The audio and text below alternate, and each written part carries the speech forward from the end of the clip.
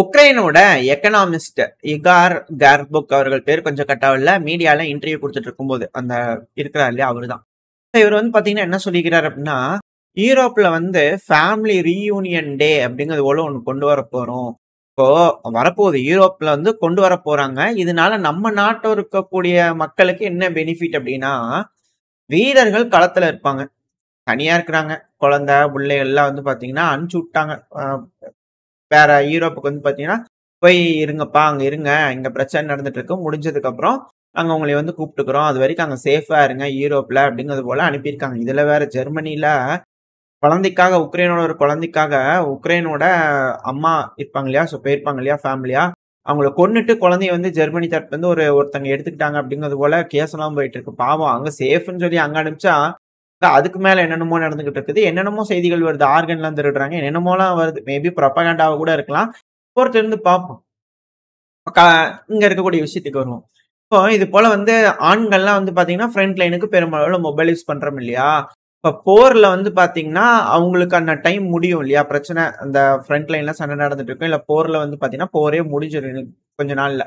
அப்படிலாம் இருக்குன்னா ரீயூனிபிகேஷன் டே அப்படிங்கிறது போல ஒரு ஃபார்ம் இருக்கு. இப்போ அதுல வந்து பாத்தீங்கன்னா அந்த சில பல செலக்டடான மெம்பர்ஸ் வந்து பாத்தீங்கன்னா யூரோப்புக்கு போகலாம், பிரச்சனை இல்லாம போய் ஒரு 6 மாசம் டைம் கொடுக்குறான்னு வச்சுக்கோங்களேன். அவங்க போய் அங்க அவங்க ஃபேமிலி குழந்தை குட்டிகளோட ஜாலியா இருந்துட்டு ஃபேமிலியா இருந்துட்டு திரும்பி அந்த டைம் வரும்போது ரிட்டர்ன் வந்துடணும். இது கரெக்டா ஃபாலோ பண்றாங்க அப்படின்னா இது ரெகுலர் ப்ராக்டிஸ் மாறிடும் அப்படிங்கிறது போல சொல்லிக்கிறாங்க. ஆசை காட்டுறாங்களா? எங்க ஆல்ரெடி 1.5 வருஷமா இருக்கிறாங்க நம்ம காலத்துல. அது 47வது மெக்கானிசம் பிரிகெல்லாம் ஐயா ஆள விடுங்கய்யா ப்ளீஸ் அப்படிங்கிறது போல. இந்த பக்ராஸ்க்கு முன்னாடி வரைக்கும் அவங்களோட பேர்லாம் அடிபட்டு இருந்தது. இப்பெல்லாம் அப்படி இல்லைங்க, பிரிகேட் எல்லாம் கிடையாது, எல்லாம் ஒண்ணு பண்ணா சேர்ந்து சண்டை பிடிங்கப்பா அப்படிங்கிறது போல மாறிடுச்சா அப்படின்ற கேள்விகள் இருக்கு. அந்த அளவுக்கு கிரம்பிள் ஆயிட்டு இருக்கு ஃப்ரண்ட் லைனு. தினந்தோறும் இந்த பக்ராஸ்க் பயில முன்னேறி வந்துட்டாங்க அப்படிங்கிற தகவலை கேட்டு கேட்டு புளிச்சே போச்சு. ஸோ பக்ராஸ்க் பேட்டில் எப்ப ஆரம்பிக்க போகுது அப்படிங்கறதா எல்லாரும் வெயிட் பண்ணிக்கிட்டு இருக்கிறாங்க. ஸோ இப்போ இது போல சூழ்நிலை இருக்கிறதுனால ஒரு மோட்டிவேஷன், ஒரு மாரல் சப்போர்ட். இப்போ மோட்டிவேஷன் வந்து பாத்தீங்கன்னா கர்ஸ்குள்ள ஒரு அஃபென்சிவ் பண்ணிட்டாங்க. இப்போ மாரல் சப்போர்ட்டுக்கு ஃபேமிலியோட ஒரு நாள் இந்த ஒரு 6 மாசம் இன்டர்வெல்ல போய் ஜாலியா என்ஜாய் பண்ணிட்டு திரும்பி வாங்க களத்துக்கு அப்படிங்கிறத ஒரு மோட்டிவேஷனும் கிடைச்சிருக்கு அப்படின்னு சொல்றாங்க. இப்போ இந்த செய்திகள் கூட இதுக்கு பக்கத்திலேயே வந்து பாத்தீங்கன்னா இன்னொரு மிக முக்கியமான செய்தி. இது என்னன்னா, ஸ்போர்ட்ஸ் கோட்டா நம்ம முன்னாடியே சொன்னதுதான். இந்த கோட்டாக்கள்லாம் சிலதெல்லாம் இருக்கு, இதை பயன்படுத்தி வெளிநாடுகளுக்கு உக்ரைன்ல இருந்து போக முடியும். ஏன்னா இந்த வயசுல இருக்கிறவங்க எல்லாம் வெளியே போக கூடாது. என்னன்னாலும் சரி, நீ பார்ஷியலா ஃபிட்டா இருந்தாலும் சரி, அன்பிட்டா இருந்தாலும் சரி, கால் இருந்தாலும் சரி இல்லாட்டியும் சரி, நீ இருக்கணும் உக்ரைன்ல தான் அப்படிங்கிறது போல சட்டத்திட்டங்கள்ல தான் இருக்குது. சில வயசுக்கு மேல இருக்கிறவங்க எல்லாம் போகக்கூடாது, கம்மியான வயசு இருக்கிறவங்க தான் அலவுடு, 15க்கு கம்மியா இருக்கிறவங்க தான் அலவுட் அப்படிங்கிறது போல சில பல சட்டத்திட்டங்கள்லாம் இருக்கு. இதுல என்ன அப்படின்னா, ஸ்போர்ட்ஸ் கோட்டா கராத்தேவோட சாம்பியன், அதாவது ஒரு ஃபங்க்ஷன் நடக்குது, ஒரு ஈவெண்ட் நடக்குது, கராத்தேல இவர் வந்து பாத்தீங்கன்னா பார்ட்டிசிபேட் பண்ண போறாரு, உக்ரைனோட நபர் கிளம்புங்க அப்படிங்கிறது போல அந்த கராத்தேல இருக்கக்கூடிய அகாடமி சில நபர்கள் கிட்ட வந்து பாத்தீங்கன்னா கையெழுத்து போட்டு கொடுத்தாங்கன்னா இவர் யூரோப்புக்கு போயிடலாம். இது போல பல நபர்களை வந்து பாத்தீங்கன்னா அனுப்பி இருக்கிறாங்களாமா. இதெல்லாம் சில டிசிசி எம்ப்ளாயும் கூட்டு அப்படிங்கிற சொல்றாங்க. பேர் என்ன ஏதுங்க தெரியல. ஆனா இதுல என்ன ஒரு விஷயம்னா, டாலர் தாங்க. $5500 பெர் நபர் வந்து பாத்தீங்கன்னா உக்ரைன்ல இருந்து தப்பிச்சு போகணும் அப்படின்னா $5500. அங்க போயிட்டோம்னா அப்புறம் என்ன, ஈவெண்ட்டுக்கு போறதாவது என்னது அதெல்லாம் போய் ஃபேமிலி எங்க இருக்கிறாங்களோ கேட்டு அங்கேயே பர்மனண்டா இருந்துக்கலாம் இல்லையா. இப்படி எல்லாம் ஒரு சொல்யூஷன் இருக்குது உக்ரைன்ல அப்படிங்கிறது போல பலரும் சொல்லிட்டு இருக்காங்க. இதெல்லாம் வெளியே வரக்கூடிய தகவல்கள். இது போல ஸ்போர்ட்ஸ் கோட்டா இருக்குது, நிறைய கோட்டாஸ் இருக்கு, வேலை செய்ய போறாங்க எம்ப்ளாயிஸ் கோட்டா இருக்குது, பல விஷயங்கள் இருக்கு. அவங்க என்ன பண்ணுவாங்கன்னா இங்கிருந்து அப்படியே யூரோப்ல போய் வேலை செஞ்சுட்டு வந்துடும் சொல்லிட்டு போவாங்க, ரிட்டர்ன் வருதுல அவ்வளவுதான். இப்ப இந்த கம்பெனி என்ன செய்வாங்க, இந்த கராட்டே அகாடமி என்ன பண்ணுவாங்க, எங்க அங்க அனுப்பிச்சுங்க ரிட்டர்ன் வரலீங்க, ஆளு ஸ்காண்ட் ஆயிட்டாருங்க, எங்களுக்கு வேலைக்கு ஆள் வேணும் இல்லையா, புதுசா ஒரு ஆள் $5500 கொடு, $5500 கொடு அப்படிங்கிறதால கேட்டு வாங்கிக்கிறாங்க போல தெரியுது. இந்த டாலர் அச்சடிக்கிற மிஷின் உக்ரைன்ல தாங்க இருக்கு, நான் தீர்க்கமா நம்புறேன். இதை பத்தி நீங்க என்ன நினைக்கிறீங்க அப்படின்னு கமெண்ட் செக்ஷன் சொல்லுங்க. அடுத்த செய்தி வந்து பாத்தீங்கன்னா, உக்ரைனோட கேபிட்டலான கீவ்ல ஒரு மிக பெரும் வெடி விபத்துங்க. அந்த வெடி விபத்துக்கு காரணம் என்ன, எந்த இடத்துல நடந்திருக்கு, அதுதான் மிக முக்கியமான விஷயம். ரஷ்யா தாக்குதல் பண்றாங்க, கேபிட்டல் கீவ்ல ரஷ்யா தாக்குதல் பண்றது. இது வெடி விபத்து நடந்தது உக்ரைனோட கேபிட்டல் இருக்கக்கூடிய ஒரு ஸ்கூல்ல. சோ அந்த ஸ்கூல்ல வெடி விபத்து நடந்திருக்கு, அதுக்கான காசு என்ன அப்படிங்கிறதுக்காக போய் பார்த்திருக்காங்க. அப்படி போய் பார்க்கும்போது பவர் பேங்க் இருந்திருக்குதுங்க, அது வெடிச்சிருக்கு. ஒரு பவர் பேங்க் வெடிச்சதுனால ஸ்கூல்ல மிக பெரும் தீ விபத்து ஏற்பட்டுச்சு. பாத்தீங்களா எப்படி, பாருங்க, ஒரு பவர் பேங்க் வெடிச்சதுனால இப்படி ஆகி போச்சு பாத்தீங்களா. ஆனா இதே என்ன மாதிரி ஆளுங்களை எப்படி தெரியுமா வதந்தியை பரப்புவாங்க, உங்களுக்கு அது புரிஞ்சுக்கணும், வதந்திகள் எப்படி வரும் அப்படிங்கிறது புரிஞ்சுக்கணும். என்னமோ இது போல ஸ்கூலுகள் எல்லாம் வந்து பாத்தீங்கன்னா ராணுவ வீரர்களுக்கு பயிற்சி கொடுக்கறதுக்காகவும் ஆயுதங்களை பதுக்கி வைக்கிறதுக்காகவும் பயன்படுத்துற மாதிரியும், இப்ப அது ஏதோ மிஸ்ஹேண்டில் பண்ணி வெடிச்சு மிக பெரும் வெடி விபத்தாகி தீ பிடிச்சிட்டு அந்த ஸ்கூலுக்கேன்னு சில பல ஆளுங்க, அது என்ன மாதிரி ஆளுங்களை பரப்பிடுவாங்க வதந்திகளை. அதெல்லாம் நம்பிடாதீங்க. இங்க பவர் பேங்க் வெடிச்சுதான் தீ பிடிச்சிருக்கு, புரியுதுங்களா? அதுதான் உக்ரைன் தரப்புன்னு சொல்லிக்கிறாங்க. அதுக்கான இமேஜஸ் தான் சைலோட இருக்கு. உக்ரைனோட போலீஸ் கொடுக்கறதான், நம்மள எக்ஸ்ட்ராவே எதுவும் செய்யல. அதுல லோகோஸ் இருக்கும், உக்ரைனோட லோகோஸ் இருக்கும். நீங்க அதை டிரான்ஸ்லேட் பண்ணி பாத்தீங்கன்னாலே உங்களுக்கு தெரியும். அபிஷியலா அவங்க கொடுக்கறதா நம்ம உங்ககிட்ட வந்து சொல்லிட்டு இருக்கிறோம். நம்மளுக்கு எப்பவுமே தெய்வங்கிறது உக்ரைன் தான், ஸ்லாவா உக்ரைன், அப்பதான் நமக்கு செய்தி வரும். சோ அடுத்த செய்திக்கு போயிடலாம். அடுத்தது உக்ரைனோட ஏர்போர்ஸ் கமாண்டர் யூரி இங்காட் அவர்கள், அவர் தரப்புல இருந்து ஸ்டேட்மெண்ட்ஸ் ஒரு மிக நீளத்துக்கு அடிச்சுக்கிறார். ஃபேஸ்புக்ல தான் இருக்கிறாரு, அதுல இருக்கிற போஸ்ட் தான். நீங்க போய் யூரி இங்காட்னு போட்டீங்கன்னா வருவார். இவரு பல தகவல்கள் கொடுப்பாரு. இப்ப இதுல மிக முக்கியமான தகவல் என்னன்னா, க்ரூஸ் மிசைல்லாம் F-16 வரலாறு காணாத சாதனையை உடைச்சிருக்குங்க. 8 மிசைல்களை அப்படியே ஒரு லைன்ல அடிச்சுக்கிறோம் அப்படிங்கிறது ஒரு தரப்பு ஸ்டேட்மெண்ட் வந்திருக்கு. சரி, ஓகே, பலே பேஸ் திறமையான ஆள் தாங்க கமாண்டர் இன் சீஃப், இல்லையா? சரி, ஓகே. இப்ப இவர் தரப்புல இருந்து என்னெல்லாம் சொல்லிக்கிறாரு அப்படின்னா, என்னதான் இந்த F-16 கொடுத்தாலுமேங்க, இதெல்லாம் ரஷ்யாவுக்கு இணையா அந்த கம்பேர் பண்ணும்போது ஒண்ணுமே இல்லைங்க. அதாவது மாடிஃபிகேஷன்லாம் பண்ணும்ல பெருமளவுல, அதெல்லாம் எதுவும் பண்றது இல்ல. இருக்கக்கூடிய சூழ்நிலையை புரிஞ்சுக்கிட்டு அட்வான்ஸ்மெண்ட் பண்ணியிருக்கணும். ஏதோ லாங் ரேஞ்ச் மிசைலு அது போல விஷயங்கள்லாம் கொடுத்தாங்க அப்படின்னா, அட்வான்ஸ்டான ரேடார்ஸ் இது போல விஷயங்கள்லாம் கொடுத்தா பரவாயில்ல. ஒன்னும் இல்லைங்க, சும்மா பொம்மையாட்ட கொடுத்துக்கிறாங்க. அதாவது ரொம்ப லோ கிரேடா கொடுத்துக்கிறாங்க அப்படிங்கிறது போல இவர் சொல்லக்கூடிய அந்த விஷயங்கள்லாம் நமக்கு தெரிய வருது. பெரிய நீளத்துக்கு அடிச்சிருந்தாரு. ஸோ நம்ம ஷார்ட் ஃபார்ம் பண்ணி சொல்லும் போது, என்னங்க அமெரிக்கா கொஞ்சம் நல்லா பெஸ்டா கொடுங்க அப்படிங்கிறது போல பல அனலிஸ்ட் இருந்து கருத்துக்கள் இருக்கு. ட்ரம்ப் அவர்கள் வந்ததுக்கு அப்புறம் தான் தெரியும், ஏதோ ஒரு டீலை வச்சு ரஷ்யா தரப்பு வந்து ஒத்துக்கு போறது இல்ல, ஏதோ நடக்க போகுது அப்படிங்கிறது போல. அதுக்கப்புறம் தான் என்ன நடக்குது உண்மையான விஷயங்களே வெளியே அப்பதான் வரும். நீ அடி அப்படின்னு 2 சைடு உட்காந்து இருக்கிற மாதிரி தெரியுது. ஒரு கட்டத்துக்கு மேல அதுக்கப்புறம் தான் உண்மையான விஸ்வரூபமே இப்ப நான் பார்த்ததுன்னா சண்டையே இல்ல, இது வந்து சும்மா வெறும் இந்த ஃபர்ஸ்ட் போஸ்ட் தான், ட்ரைலரே இன்னும் ரிலீஸ் ஆகல அப்படிங்கிற சில அனலிஸ்ட் இருந்து கருத்துக்கள் இருக்கு. சும்மா வார்ம் அப் பண்ணிக்கிறாங்க, அவ்வளவுதான். 3 வருஷமா வார்ம் அப் தான் பண்ணிக்கிறாங்களே தவிர போர்லாம் இன்னும் ஆரம்பிக்கல. இப்போ ஒரு அல்டிமம் நடக்கும், அதுக்கப்புறம் தான் பேச்சுவார்த்தைக்கு அப்புறம் தான் இருக்கு அப்படின்ட்டு இருக்காங்க. ஒரு வேலை பேச்சுவார்த்தையை சும்மா பேசி முடிச்சுட்டாங்கன்னா பரவாயில்ல, அப்படி இல்லைன்னா மிக பெரும் பிரச்சனையாகும் அப்படிங்கிறது போல திரும்பி கிளப்பி விட்டுக்கிறாங்க. என்ன ஆக போதோ தெரியல. ட்ரம்ப் அவர்களுக்கு பாவங்க, அவரும் எத்தனை பிரச்சனை தான் அவரும் தீர்ப்பாருன்னு தெரியல. இங்க என்னடானா ரஷ்யா உக்ரைன் பிரச்சனையை தீர்க்கணும், அடுத்தது கீழே வந்து பாத்தீங்கன்னா இஸ்ரேல் ஹமாஸ் வந்து பாத்தீங்கன்னா பிரச்சனையை தீர்க்கணும், இந்த லெபனான், அடுத்தது வந்து பாத்தீங்கன்னா ஈரானை வந்து தாக்குதல் பண்ணணும் பவர் பிளான்ட் மேல எல்லாம் பேசிட்டு இருக்கிறாங்க. அதை வேற செஞ்சுட்டாங்க ட்ரம்ப் அவர்கள் வர்றதுக்கு முன்னாடி அப்படின்னா, அப்புறம் அதை வேற டீல் பண்ணணும். இப்ப யமன் ஹவுதீஸ் வேற தொடர்ந்து ஹைப்பர்சோனிக் மிசைல போட்டு இருக்கிறாங்க. இப்ப அதை வேற டீல் பண்ணும். பாவங்க அந்த மனுஷன் வர்றதுக்கு முன்னாடி எத்தனை பிரச்சனை இந்த உலகத்துல அவர் சமாளிக்க வேண்டியதா இருக்கு. இந்த உலகத்தோட அதிபர்னா சும்மாவா அப்படிங்கிறது போல இருக்கு, இல்லையா? சரி, ஓகே. இந்த பிரச்சனைகள்லாம் எப்படி அவர் வந்து தீர்க்க போறாரு அப்படிங்கிறது பார்த்தலாம். ஆனா இதுல இன்னொரு விஷயம் இருக்கு. இந்த ஹமாஸ் வந்து பாத்தீங்கன்னா இப்ப பேச்சுவார்த்தைக்கு ரொம்ப ஒத்துக்கிற மாதிரி தெரியுதே அப்படிங்கிறது போல இருக்கு. இனிஷியலா வந்து பாத்தீங்கன்னா லிஸ்ட் எல்லாம் கொடுத்துருக்காங்க, எந்தெந்த பிரசனர்ஸை விட போறோம் லிஸ்ட் எல்லாம் கொடுத்துருக்கதா சொன்னாங்க. பிரசனர் எல்லாம் விடுறதுக்கு தயார் அப்படிங்கிறது போல சொல்றாங்க. செய்திகள்லாம் பலதும் வந்துகிட்டு இருக்கு. ஆனா இஸ்ரேல் தரப்புல கேட்கும்போது நாங்க சொல்றதுக்கெல்லாம் ஒத்துக்கலீங்க அவங்க அப்படிங்கிற போல சொல்றாங்க. உண்மையாலுமே பேச்சுவார்த்தை நடக்குதா, விட்டுறாங்களா இல்லையா, என்ன ஏதுங்கிறது ப்ராப்பரா தெரிய மாட்டேங்குது.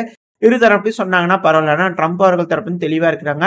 அத்தனை பேர்த்தி விட்டுட்டீங்கன்னா நான் வர்றதுக்கு முன்னாடி பிரச்சனை இல்லை, இல்லைன்னா நரகம் போல் இருக்கும் அப்படிங்கிற சொல்லியிருக்கிறாரு. இப்ப பாப்போம் ட்ரம்ப் அவர்கள் என்ன செய்ய போறான்னு. நம்ம திரும்பி இங்க மெயினான விஷயத்துக்கே வந்துருவோம். இல்ல அதுக்கு முன்னாடி இன்னொரு விஷயம். அதாவது இந்த அமெரிக்கால வந்து பாத்தீங்கன்னா அதிபர் தேர்தல் வந்து நடந்துருச்சு. அதுல ட்ரம்ப் அவர்களை தான் பிரதானமா ரிபப்ளிகன்ஸ் கேண்டிடேட் நின்று ஜெயிச்சுட்டாங்க. இது என்னன்னா, இப்ப ரஷ்யா உக்ரைன் பிரச்சனை எல்லாம் முடிஞ்ச வரை கழுத்தம் கொடுத்து பாக்குறது, முடியல அப்படின்னா வேணா பாத்துக்கலாம் அப்படிங்கிற எது யோசனையில இருந்திருப்பாங்களோ என்னமோ தெரியல. ஏன்னா இப்ப வந்து திரும்பவும் செனட் சபையில வந்து ஓட்டெடுப்பு நடக்கணும், எங்க ட்ரம்ப் அவர்கள் அதிபரா ஏத்துக்கிறீங்களா அப்படிங்கிறத. ஏன்னா அங்க இருக்கக்கூடிய ஜெயிச்ச நபர்கள்லாம் காங்கிரஸ்ல இருக்கக்கூடிய மெம்பர்ஸ் எல்லாம் ஒரு மனதை தேர்ந்தெடுக்கணும், அங்க இருக்கக்கூடிய மெஜாரிட்டி கிடைக்கணும்.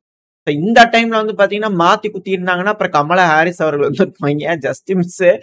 ட்ரம்ப் அவர்கள் தான் அப்படிங்கிற சொல்லும் போதே அடுத்த பிரச்சனை மிடில் ஈஸ்ட் தானா, அதுக்கு தான் ட்ரம்ப் அவர்கள் எலெக்ட் பண்றீங்களா அப்படிங்கிற கேள்விகளா வர ஆரம்பிச்சிருக்கு. சில அனலிஸ்ட் வந்து கருத்துக்கள் அது போல இருக்கு, எதுவும் சொல்ல முடியாது. ஏன்னா ட்ரம்ப் அவர்கள் மிரட்டிட்டு தான் இருக்கிறாரு ஈரானு, சைனா, அடுத்து வந்து பாத்தீங்கன்னா இங்க ஹமாஸ். சோ இந்த இடத்துல மிரட்டல் நடக்கிறதுனால மிடில் ஈஸ்ட்ல மிக பெரும் பிரச்சனைகள் வெடிக்குமா அப்படின்ற கேள்விகள் இருக்கு. ஸோ அப்போ அமெரிக்கா வந்து கான்சென்ட்ரேஷன் உக்ரைன்ல இல்ல. உக்ரைன்ல கான்சென்ட்ரேஷன் பண்ணா கமலா ஹாரிஸ் அவர்கள் ஜெயிச்சிருப்பாங்க. இப்ப என்னதான் அதிபர் தேர்தலில் ட்ரம்ப் அவர்கள் ஜெயிச்சாலும் இப்ப இந்த எலெக்ஷன்ல வந்து பாத்தீங்கன்னா இந்த ஓட்டெடுப்பு நடக்குது இல்லையா, பெரும்பான்மை நிரூபிக்கப்படாதனால செனட் சபையில கமலா ஹாரிஸ் அவர்கள் ஜெயிச்சிட்டாங்க அப்படின்னு சொல்லிட்டு போயிருவாங்க இல்லையா.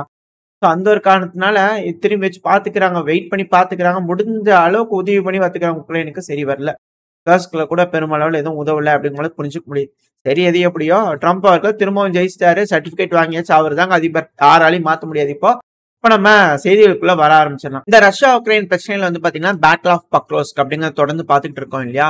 சோ இந்த பக்ரோஸ்க் பேட்டில் வந்து பாத்தீங்கன்னா 51வது ராணுவத்தோட 114வது பிரிகேட் ரஷ்யா தரப்புல இருந்து வந்து பாத்தீங்கன்னா கொடிகளை ஷெவ்ஷங்கோ பகுதியில வந்து பாத்தீங்கன்னா ஏத்திருக்காங்க. அப்படின்னா அந்த பகுதிகளை முழுவதும் ரஷ்யா அவங்க கட்பாட்டில் எடுத்திருக்காங்க. கிளியரிங் ஆபரேஷன் வந்து எல்லாமே கம்ப்ளீட்டா முடிஞ்சிருச்சு அப்படிங்கிறது போல ரிப்போர்ட்ஸ் வந்துகிட்டு இருக்கு. ஸோ இந்த பகுதியில வந்து பாத்தீங்கன்னா பிடிக்கிறதுனால என்ன ஒரு அட்வான்டேஜ்னா ஒரு மிக பெரும் ஃபார்வர்ட் பேஸ் இதுக்கு மேல இந்த ரஷ்யா தரப்பு வந்து பயன்படுத்திக்க முடியும். இது நம்ம இந்த பக்ரோஸ்க் பேட்டில் ஆரம்பிக்கிறதுக்கு முன்னாடியே சொல்லியிருந்தோம் இல்லையா. ஸோ இதுக்கு முன்னாடி செலிடவ் இது போல பகுதியெல்லாம் பேசியிருப்போம். ஸோ இப்போ ஷெவ்ஷங்கோ ரஷ்யாவோட கட்பாட்டில் முழுவதும் வர்றதுனால பக்ரோஸ்கா மிக பெரும் அளவுல சுத்தி வளைச்சிட்டாங்க. பக்ரோஸ்கோட தெற்கு பகுதி தென் மேற்கு பகுதிக்கு இதுக்கு மேல ஒரு சிக்கல் இருக்கும். ஏன்னா அந்த இடத்துல ஒரு ரயில்வே லைன் இருக்கு. ஸோ அதை நோக்கி இப்போ முன்னேறிட்டு இருக்காங்க. ஸோ பக்ரோஸ்கோட பேட்டில் கூடிய சீக்கிரம் ஆரம்பிச்சிடும் அப்படிங்கிற மாற்று கருத்துல பல முனைகள்ல இருந்து பக்ரோஸ்க்கு இதுக்கு மேல ரஷ்யா தரப்பு வந்து தாக்க முடியும். ஸோ என்ன நடக்க போகுது, இதுக்கு மேல உக்ரைன் தரப்பு வந்து எப்படி அதை ஸ்டாப் பண்ண போறாங்க, இல்ல வேற ஏதாவது பிளான்ஸ் வச்சிருக்காங்களா, இல்ல பின்வாங்க போறாங்களா அப்படிங்கலாம் பொறுத்து பார்த்தலாம். இப்ப களத்தை பொறுத்த வரைக்கும் ஷெவ்ஷங்கோ ரஷ்யாவோட கட்பாட்டுல வந்திருக்கு முழுமையா. அப்புறம் அப்படியே நம்ம இந்த மிடில் ஈஸ்ட் கிட்ட வந்துட்டோம்னு வச்சுக்கோங்களேன். இந்த மிடில் ஈஸ்ட்ல வந்து லெபனானோட தெற்கு பகுதிகளில் இஸ்ரேல் தரப்புல இருந்து உள்ள ஊடுருவி இருந்தாங்க. ஹிஸ்புல்லால இருக்கிறாங்களா என்ன ஏது ஆயுதங்கள்லாம் முடிஞ்ச வரைக்கும் பறிமுதல் பண்ணி எடுத்து ஒரு இடத்துல வச்சு டிஸ்பிளே வச்சு காமிச்சாங்க. சில இதெல்லாம் வந்து பாத்தீங்கன்னா டெஸ்ட்ராய் பண்ணிட்டாங்க. இது போல பல விஷயங்கள் நடந்துகிட்டு இருக்கு. இப்ப சில இடங்கள்ல இருந்து இஸ்ரேல் தரப்பு வந்து பின்வாங்குறாங்க அப்படிங்கிற செய்திகள் இருந்தது. இது ஒரு நல்ல விஷயம் தான். ஏன்னா சமீபத்துல கூட வந்து பாத்தீங்கன்னா குசாம் அவர்கள் தரப்புல இருந்து மிரட்டல்கள்லாம் வந்திருந்தது. பாருங்க எங்களோட பொறுமை வந்து இந்த அமைதி பேச்சுவார்த்தை ஒப்பந்தம் போட்டிருந்தோம் இல்லையா 60 நாள், அதுக்கு முன்னாடியே இழந்துருவோம் போல தெரியுது அப்படிங்கிறது போல இது போல செய்திகள்லாம் பார்த்திருப்போம். இப்போ அந்த ஒரு காரணத்தினால அழுத்தங்கள் கிடைச்சிரும் போல இருக்கு. இதுக்கு இஸ்ரேலோட டிஃபென்ஸ் மினிஸ்டர் தரப்புல இருந்து வேற மாதிரியான செய்திகள் வந்தது. நாங்களாம் பார்த்து சும்மா இருக்க மாட்டோம், எங்களோட புறமையும் வேற மாதிரி இழந்துருவோம் அப்படிங்கிற போல அவர் தரப்புலையும் மிரட்டல்கள்லாம் இருந்துச்சு. இப்ப என்னன்னா இஸ்ரேல் வந்து அங்க இருந்து கொஞ்சம் பின்வாங்கி வந்திருக்கிறாங்க. ஸோ அப்படி பின்வாங்கி வரும்போது என்ன வேலையை பார்த்துட்டு போயிருக்காங்க பாருங்க. உளவு தகவலை சேமிக்கிறதுக்காக சில பல டிவைஸை விட்டு போயிருக்கிறாங்க. பாக்குறதுக்கு கல்லாட்டையே இருக்குது, அதை உடைச்சிருக்கிறாங்க. இது ஒரு பார்க்க கல் மாதிரி இல்லையே, ஏதோ டூப்ளிகேட் அப்படிங்கிற தெரிஞ்சுக்கிட்டு டவுட்டா இருக்குன்னு பண்ணி பாத்துக்கிறாங்க. அங்க உளவு பார்க்கக்கூடிய தகவல்கள் டிவைஸ் எல்லாம் வச்சிருக்காங்க. நார்மலா இது போல டிவைஸ் எல்லாம் எதுக்காக அப்படின்னா அந்த பகுதியில என்ன நடக்குது, என்ன பேசிக்கிறாங்க, இல்ல என்ன மாதிரியான ஏதாவது கனரக வாகனங்கள் போகுதா, அந்த இடத்துல அதிர்வுகள் எந்த அளவுக்கு இருக்கு, ரெண்டாவது ஒரு டேங்க் போறதுக்கோ இல்ல எம்எல்ஆர்எஸ் வண்டி போறதுக்கோ நார்மலா சிவிலியன் நடந்து போறதுக்கோ இந்த ராணுவ வீரர்கள் இது போல பல விஷயங்களா இருக்குல்ல. ஸோ இந்த அக்வஸ்டிக் சென்சார் ஏகப்பட்ட சென்சார்லாம் இருக்கும். இது போல விஷயங்கள்லாம் வந்து பாத்தீங்கன்னா இந்த டிவைசஸ்ல இருக்கும். இதனால பல உளவு தகவல்களை இஸ்ரேல்னால சேமிக்க முடியும். அந்த இடத்துல ஹிஸ்புல்லாவோட நடமாட்டங்கள் இருக்கா இல்லையா அப்படிங்கிறத ஒருவேளை இருக்குதுன்னு தெரிஞ்சதுன்னா அதுக்கப்புறம் ட்ரோன்கள் அனுப்பிச்சு இந்த பகுதியில தான் இருக்கு அப்படிங்கிற லொகேஷன் தெரிஞ்சிருக்கும். ஸோ அதுக்கப்புறம் அந்த இடத்துல பார்க்கும்போது இந்த இடத்துல இருக்கா இங்க பசங்க அப்படிங்கிற தெரிஞ்சுட்டு அது மேல தாக்குதல் பண்ணதுக்குலாம் ரொம்ப ஈஸியா இருந்திருக்கும். இப்போ இது போல இருக்கிறதா சொல்லிக்கிறாங்க. ஆனா எத்தனை இடத்துல இது போல விட்டுட்டு போயிருக்காங்க அப்படிங்கிறது தெரியல. அது இஸ்ரேலுக்கு தான் வெளிச்சம். ஏதோ கண்டுபிடிக்கிற வரைக்கும் ஹிஸ்புல்லாக்கு ஆமோ, அப்படி இல்லை அப்படின்னா ஹிஸ்புல்லாக்கு நாமோ அப்படிங்கிறத போல புரிஞ்சுக்கலாம். ஸோ என்ன பண்ண போறாங்க, இஸ்ரேல் திரும்பவும் ஹிஸ்புல்லா கூட போய் சண்டைக்கு போக போறாங்களா ட்ரம்ப் அவர்கள் வந்ததுக்கு அப்புறம், இல்ல இந்த அமைதி பேச்சுவார்த்தை போட்ட மாதிரியே அமைதியா இருக்கிற மாதிரியே எல்லாரும் அமைதியா இருந்துருவாங்களா அப்படிங்கிறது தெரியல. ஆனா யமன் ஹவுதிஸ் அமைதியா இருக்கிற மாதிரி தெரியல. ஏன்னா அவங்க திரும்ப வந்து பாத்தீங்கன்னா இந்த அமெரிக்காவோட போர்க்கப்பல்கள்லாம் இருக்கு இல்லையா, ட்ரோன்கள் மிசைல்கள் ஏவி விட்டுருக்காங்க சாரசாரியா. காரணம் என்னன்னா எங்களை தாக்குதல் பண்ணலான்னு முடிவு எடுத்திருந்தாங்க, அதனால நாங்க ரிட்டாலியேட் பண்ணி தாக்கியிருக்கோம் அப்படிங்கிற அவங்க தரப்பு ஸ்டேட்மெண்ட்ஸ் வந்திருக்கு. இதனால அமெரிக்காவோட போர்க்கப்பல்களுக்கு இழப்பு ஏற்பட்டிருக்கா அப்படின்னு கேட்டீங்கன்னா அவங்க தரப்பு வந்து ஒத்துக்க போறது இல்ல. அதெல்லாம் இல்லைங்க, எல்லாத்தையும் சுற்றி வீழ்த்திட்டோம் அப்படிங்கிற அவங்க தரப்புன்னு சொன்னாலும் ஆச்சரியப்படுறதுக்கு இல்லை. அது போல தகவல் வந்துச்சுன்னா அடுத்த பதிவுல பார்க்க ஆரம்பிக்கலாம். ரெண்டாவது இந்த மிடில் ஈஸ்ட்ல வந்து பாத்தீங்கன்னா இந்த சிரியால இந்த பிரச்சனை பெருசா இருக்கக்கூடிய பகுதிகள் அப்படின்னா சிரியன் நேஷனல் ஆர்மி, இவங்க வந்து துருக்கி பேக்டு சிரியன் டெமோக்ரேட் ஃபோர்ஸ், இவங்க வந்து பாத்தீங்கன்னா அமெரிக்காவோட ஆதரவு இருக்கும் இல்லாத ஒரு படைன்னு வச்சுக்கோங்க, எனக்கு குருதின மக்கள். ஸோ இவங்க வந்து இவங்க ரெண்டு பேத்துக்குள்ள பயங்கரமான கிளாஸஸ் நடந்துட்டு இருக்கு இல்லையா. ஸோ அதனால பிரிசனர் ஆஃப் வார்ஸ், அதாவது போர் கைதிகளா பிடிச்சு வச்சிருப்பாங்க இல்லையா. ஸோ அப்படி பிடிச்சு வச்சிருக்கக்கூடிய வீரர்களை வந்து இருதரப்புலையும் எக்ஸ்சேஞ்ச் பண்ணியிருக்காங்க. அதுக்கான வெற்றிகளை வந்து பாத்தீங்கன்னா இருதரப்புலையும் கொண்டாடி இருக்கிறாங்க.